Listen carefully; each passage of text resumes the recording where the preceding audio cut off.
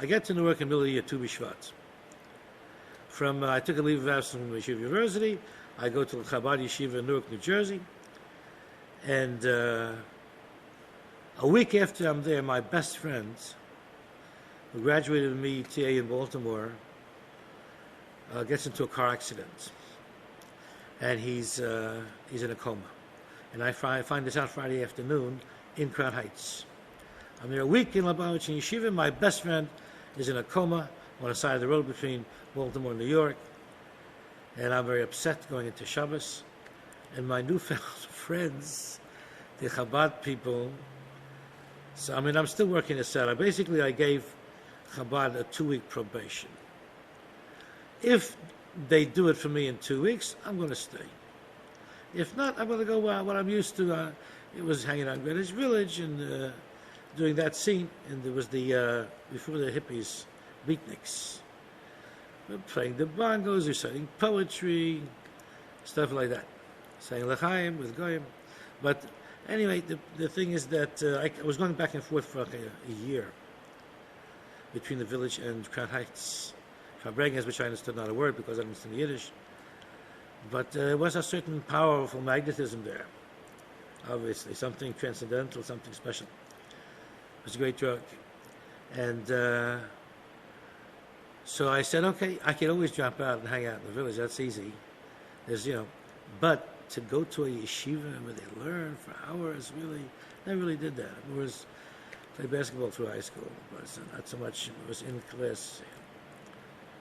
So I went for 2 weeks. And then in 1 week, boom, my best friend.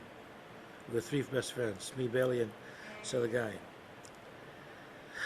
So the newfound Chabad friends say, tomorrow's a Fabrengen, no problem. After the Maimer, at this Hasidic gathering the Rebbe presides over on Saturday afternoon 1:30, like let's say an hour and a half, 2 hours into this gathering, then there's a line, it forms to his left, and people come with a bottle, with a little shot glass, and they ask him personally for a blessing, for whatever.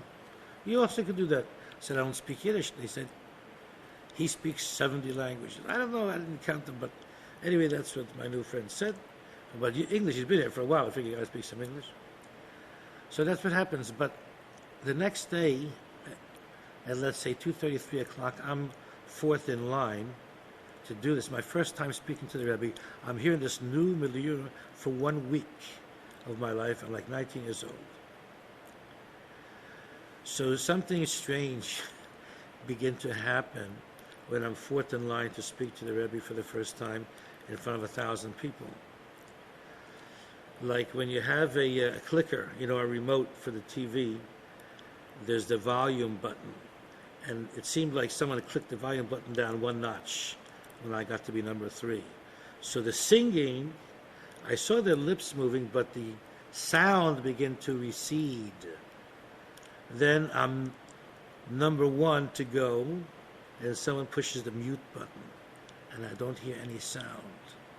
There's just maybe 10 steps that separate me from him, and and what happened before this was at least 3-4 people told me the same thing. My father said, when 2 people tell you that you're drunk, even if you didn't say L'chaim, you got to lay down. That's an old Yiddish. So I said, this is beginning to sound like a cult. Why do I have to memorize what I want to say to him? My best friend is Avram Moshe ben Chana Rochel. He was in a car accident. He's in a coma. I need a blessing. That's the whole message. I can remember that. Why does everybody memorize what you want to say exactly? What is that about? No one answered that question for me. Nobody. And I told other people about it, and they said, yes, a good idea. No. Anyway, now it's my turn. So I go up to the Rebbe with my little cup of wine, and I was ambivalent. How should I don't want to tap him on his shoulder. I want him to recognize that he's listening. Nobody pushed the mute button for him. He hears the music, the song, singing for 1,000 people. It's loud. So I figured I'm just going to begin to talk to him. I'm right next to him. He hears somebody talking to him, but he can't hear me because I'm speaking in a regular voice. So he turns around to me, and he goes very loudly, "Ah!" I guess that's Russian for "what'd you say?" And he said, that basically erased my brain. I went blank. I forgot my friend's name. I forgot my name. I forgot what I was doing there.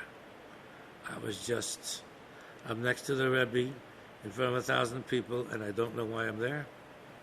Now, it seemed like it took a long time, but it was milliseconds.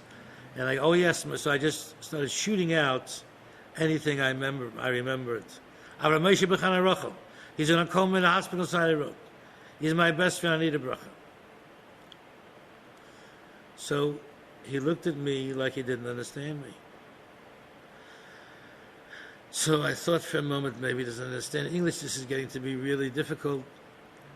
But finally he says to me, about whom are you speaking in perfect English, grammatical English? Heavy accent, but grammatically correct.